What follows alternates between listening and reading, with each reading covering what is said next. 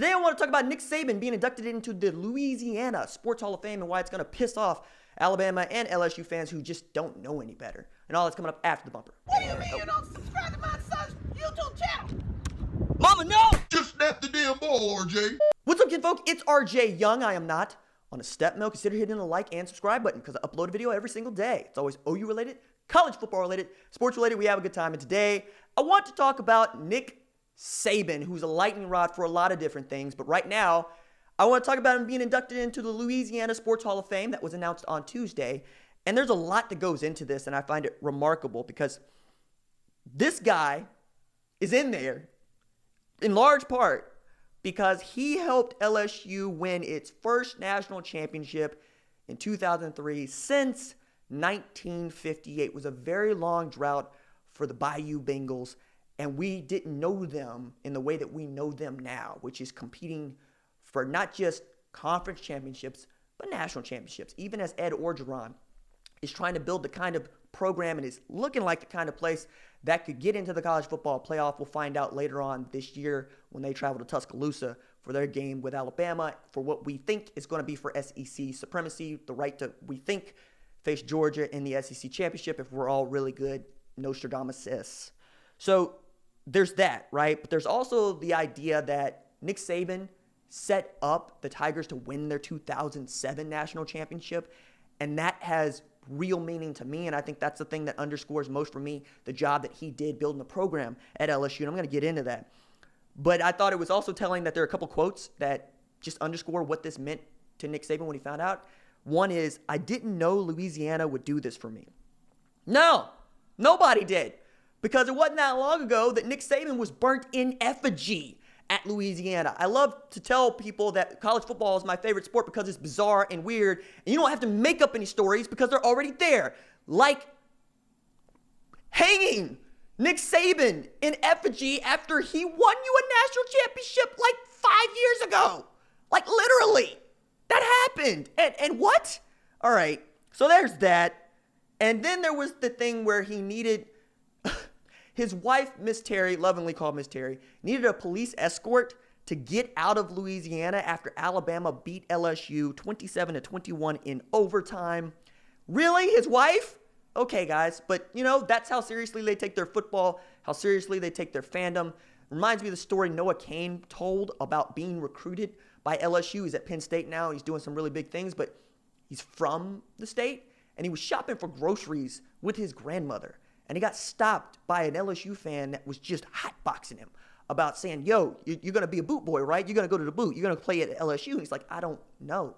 Nah, man, I mean, I play a little ball, but if I had the opportunity to play ball, I'd play at the boot. And he said, I don't know.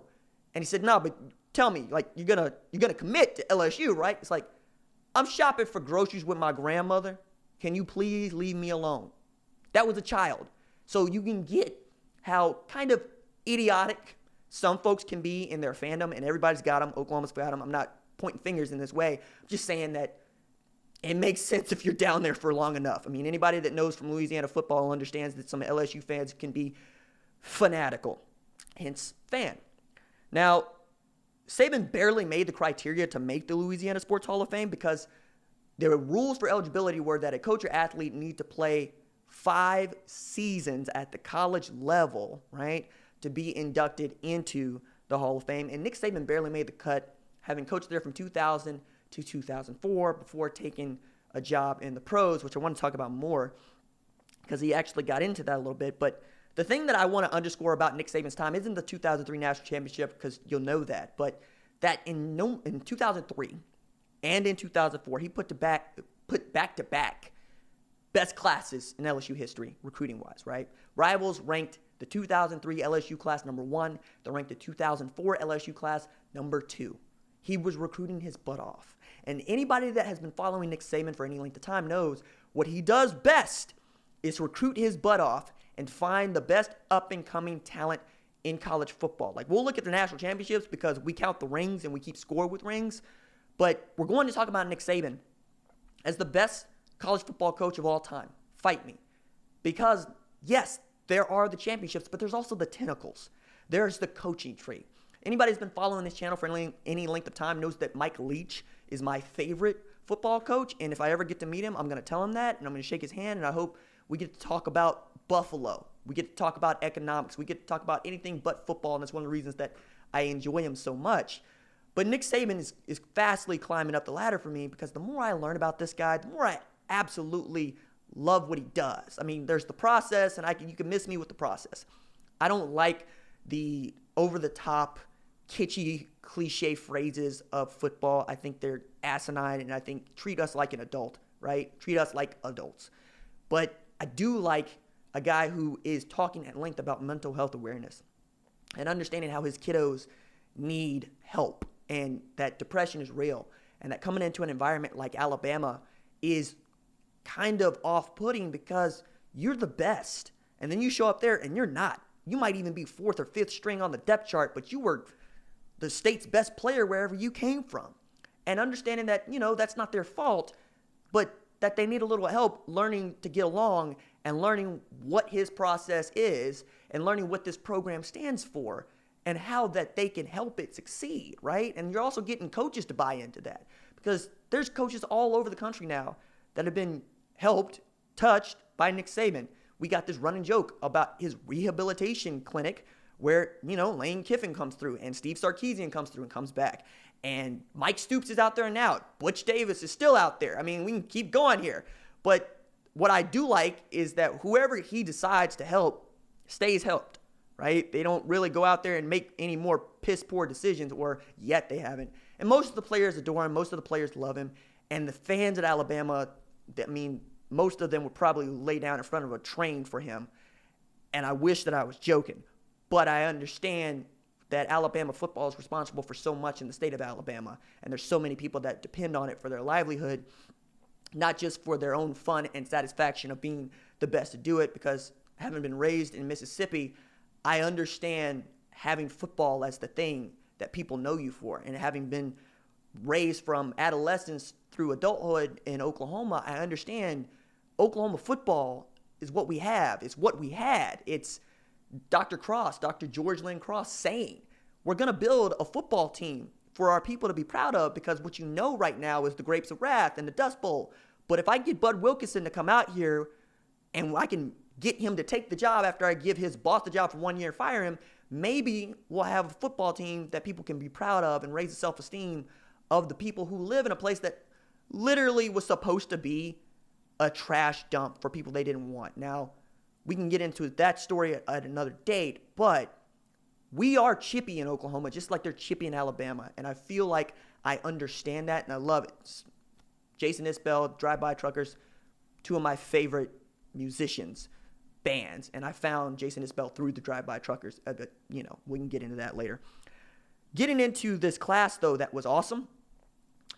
There were 18 freshmen and sophomores that Nick Saban had on the roster that were starting for that 2007 national championship team that Les Miles gets to claim, right? Same Les Miles who left Oklahoma State at halftime telling his team during a bowl game, hey, anything you heard about me taking the LSU job is a lie and it's wrong. And then the man took the job as his players didn't really know what was going on. That dude's coaching at KU now. And he's filled the spot of Nick Saban. You can understand the kind of place that Les Miles left LSU in, and then you got Ed Orgeron picking up the pieces and running with it. But that guy's at KU now, so this is going to be fun, as the world turns. But the guys that were starting for that national championship team include these dudes that Nick Saban recruited. Matt Flynn, Jacob Hester, Quinn Johnson, Early Doucet, Keith Zinger, Herman Johnson, Brett Helms, Carnell Stewart, Tyson Jackson, Kirston Pittman, Glenn Dorsey, Ollie Highsmith, Luke Sanders, Jonathan Zenon, Chevis Jackson, Craig Steltz, Curtis Taylor, and, of course, the punter, Patrick Fisher. Outstanding group of dudes that won a national championship. But I thought this quote from Saban was particularly enlightening and particularly outstanding, and I want to read it to you now. As it turns out, what I learned from my experience in hindsight was it was a huge mistake to leave college football. And I know a lot of LSU fans think I left for whatever reasons, but I left because I wanted to be a pro coach, or I thought I wanted to be a pro coach. We loved LSU. We worked hard to build the program. If there was one thing professionally that I would do over again, it would have been not to leave LSU. I think that speaks volumes about the state of Louisiana, LSU football, and Nick Saban. And I understand that's probably going to make Alabama fans feel some kind of way because you basically benefited from LSU's, didn't do anything wrong. And I understand that LSU fans feel some kind of way because Alabama's turned into a juggernaut, historically great juggernaut, and they feel like that should be them. But man, 2 national championships in 1 decade. Oklahoma's got 1 national championship in 2 decades. And I understand that you feel some kind of way about being in the Southeastern Conference, particularly in the SEC West. But I enjoy Nick Saban. I enjoy getting to talk about and getting to understand guys that do this at the highest level, what it means to be a CEO, which is essentially what they are as head coaches at this level. Some of them call plays, some of them don't. But one of the reasons that I love college football is because it's bizarre and it's strange and it's weird, but it's also so terribly moving. And there's a standard that's set. You come to this channel, I hope that you expect the standard to be elite, like you would expect it to be at Oklahoma, Alabama, LSU, Texas, Ohio State. All the teams that we love to talk about, all the teams that are going to stay at the forefront of our brains because that's the expectation. You are in a sport that values discipline, that values not just winning, but winning a lot. And the standard is you don't lose, right? And when you lose once, twice. You don't lose 5 games, 7 games. That's not elite, right? That's not what we want. And as this channel continues to evolve and continues to grow, I'm taking on some of that myself, right? You've seen me go from holding my phone in front of my face on a piece of cardio equipment to this here now because I'm building and you're building with me. And Nick Saban built something at Alabama. You built something at LSU. And I'm learning to enjoy the journey of building as much as it is stressful and over the top. And there's stuff about running a channel and running a football program that you'll never know and shouldn't know, quite honestly. But I want you to know that I'm paying attention and that I value these sorts of stories. And I'm glad that Nick Saban spoke at length about this, about how it moved him, because we only know what he tells us. We only know if he wants to tell us. And I'm glad he told us so I could tell you and share his story here now. All right, that's it for me. Doses.